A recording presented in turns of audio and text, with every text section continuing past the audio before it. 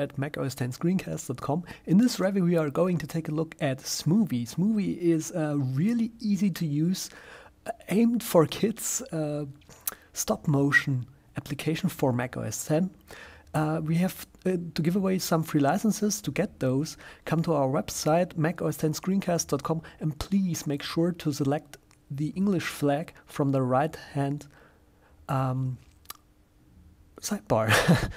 I had recently a couple of people coming to the website and they wondered, and they complained actually, that they haven't found any English content except the videos, and just make sure to select the English flag from the right hand side and you should be fine. Enjoy the screencast. Take care. Until next time. Bye.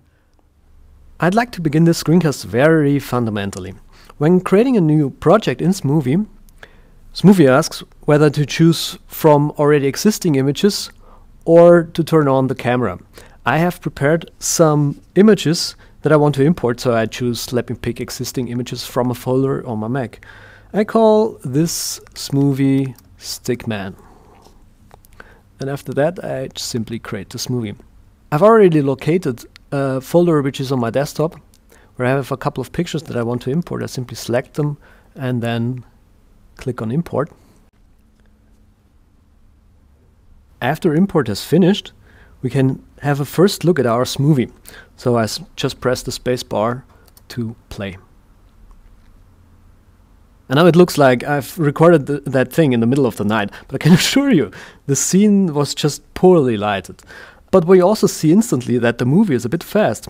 It should be a bit slower. This can be done very easily by adjusting the settings in the inspector. The upper part of the inspector is called Smoovie Properties, where we can set a Smoovie title, which is a global setting. Also a global setting is music, the aspect ratio, and whether to credit Smoovie when sharing a movie. In the scene properties, we can set a name for the current scene, the speed, and also how to fit images on canvas. To finally make this scene now slower, I simply drag the slider to around, let's say, 8 frames per second. Now close down the inspector, and when I press play again, it's now considerably slower. Splitting scenes is a useful function. Usually you would do this to distinguish between different acts. In my case, however, I'd like to use a different scene to set a different speed for only a couple of pictures. To create a new scene, press plus here and a new empty scene is created. Now I could record new pictures into this scene by turning on the camera, or I could just go to my first scene, select the pictures that I want to import. Let's say I want to have the drawing of the house in the new scene, so I select the first image, scroll down to the last image, and while holding down the shift key I click on the last picture and then I simply drag them to the untitled scene. Remember that I also could have imported new pictures either from the camera, as I just said, or from iPhoto or simply the desktop. Now back in the inspector, which you can also call by going to the View menu, I first renamed this scene to House and set the frame rate even lower than in the previous scene, let's say 5 frames per second. And when I close down the inspector, you see the scene is renamed. To make everything look nice and clean, now let me rename the first scene as well. To do this, simply single click while the scene is selected, and you see that we are now able to rename this scene.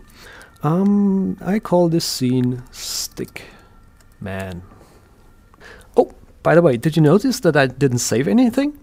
When I go to the File menu, you see there are no options for saving or loading something. This is because Smoovie really is aimed for kids' purposes. This app should be so simple to use that even little kids want to use it. Everything is saved instantly. By the way, this makes me feel like OS X Lion has already arrived on my machine. Now to complete our workflow, finally, before we go ahead and talk about more features of Smoovie, we're going to export our Smoovie. I could either export to iTunes directly or upload to YouTube. In our case, however, I want to export to iTunes. A new menu lets us choose to export to a couple of formats. Again, note how this menu isn't overblown with any QuickTime encoding, blah blah, voodoo. There are just two options here, one for iPhone and iPod compatibility and another option for iPad and Apple TV compatibility. In my case, I want to have both versions, so I select both check marks, then I simply select share. Then it takes a while for Smoovie to render the movie. And then iTunes opens, and in the movies section there are now these two versions of our previously created, again rather sketchy, stickman figure stop motion video. Right, now that we've successfully created our first project, let's go ahead and create just another project. In the meanwhile, I've went back to the library, and this time I'm selecting to turn on the camera, and I call this project Coaster. When I click Create Smoovie, the built-in eyesight is turned on, and we see the picture of this nice little office here. Now what we are going to record is this coaster. To record a picture finally, we simply position the coaster somewhere, and then I click, let me position the coaster right about here, and then click the camera symbol. Now we've already seen, or we are already seeing, a problem here. The problem is that we really can't tell whether we are too far from the previous position or too close to the previous position. To fix this, we simply drag the onion skinning slider, and we instantly see the previous position of the coaster. Now I go ahead and record a couple more pictures.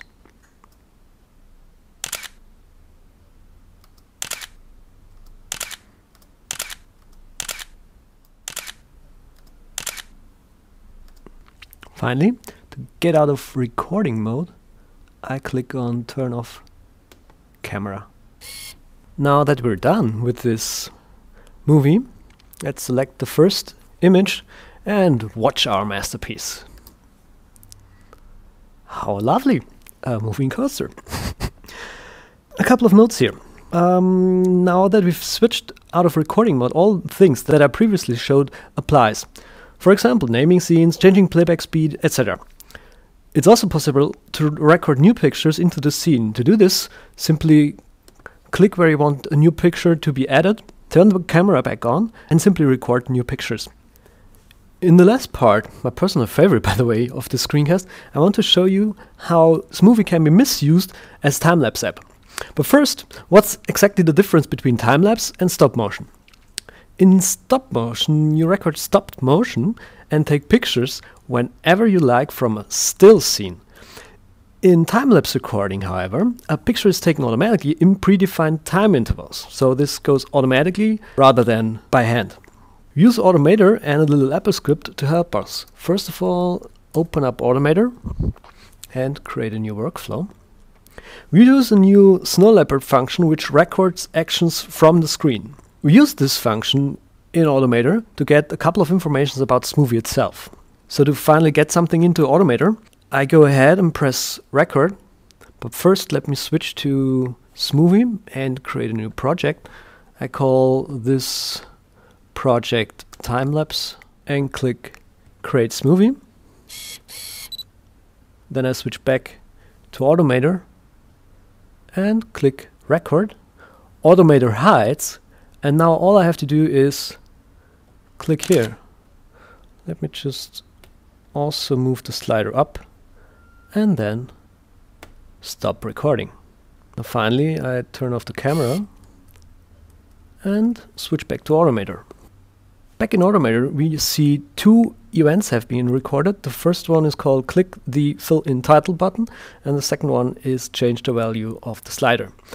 Every one of these two actions can have a different timeout and can be easily removed by pressing backspace. Now when I run this workflow, it takes a couple of seconds for Automator to think, and then Automator automatically moves the mouse cursor. The thing is, we can simply drag this event out of Watch Me Do into the workflow, and a new Run AppleScript action is being created. To make this look a bit better, I simply click on Compile, and we see that this action up, this Show Me Do action, or Watch Me Do, is really just an encapsulated AppleScript. The upper part sets a couple of delays and calls a function named doWithTimeout and gives two parameters called UIScript, which is set up here, and timeout seconds, which are set here. The timeout seconds aren't the important part. For us, more important is this UIScript. The UIScript is called down here, where it says run script, tell application system events to run the UIScript, and then it says end tell. So these are the important bits. Now that we got this information, I call the AppleScript editor and go back to Automator and simply insert those two lines there. Let me just quickly save this file. I call this Smoovie Timelapser. The fact that the AppleScript editor has decided to syntax highlight our small script makes it clear that we don't have any syntax errors currently in the script. Now the programming part begins. First, we need to make sure that this script tells Smoovie to activate, so that Smoovie is the foreground application. When I run the script now, Smoovie is activated and the button is being clicked.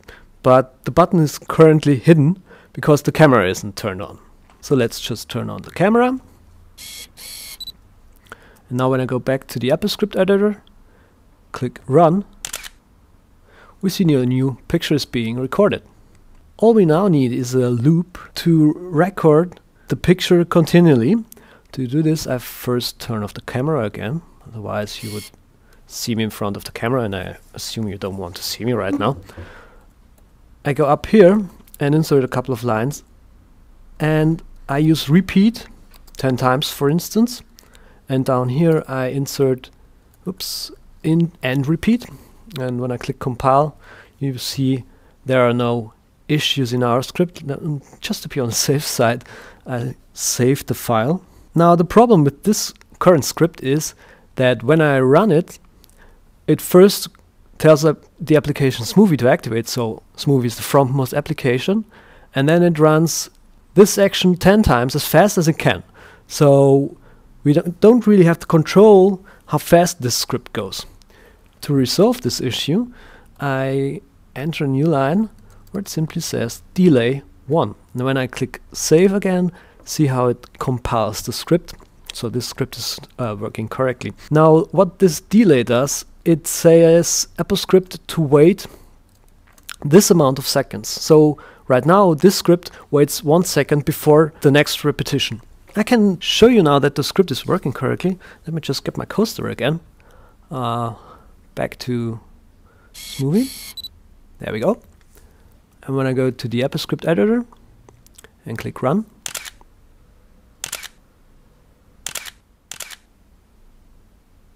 so this script is already working correctly. Now the only problem that I have is that syntactically it's not totally correct, and there are a couple of things in there that are unnecessary. So I just modify the script now and then come back to the screencast. So yeah, this looks much nicer to my eyes. It works as it should, but this time the script is syntactically much easier to read. This time it just simply says, tell the application system events to click UI element 7 off window Smoovie, because this window is called Smoovie, off application process Smoovie. I'll upload this script to macOS 10 screencast.com so you can download it and use it for your own amusement.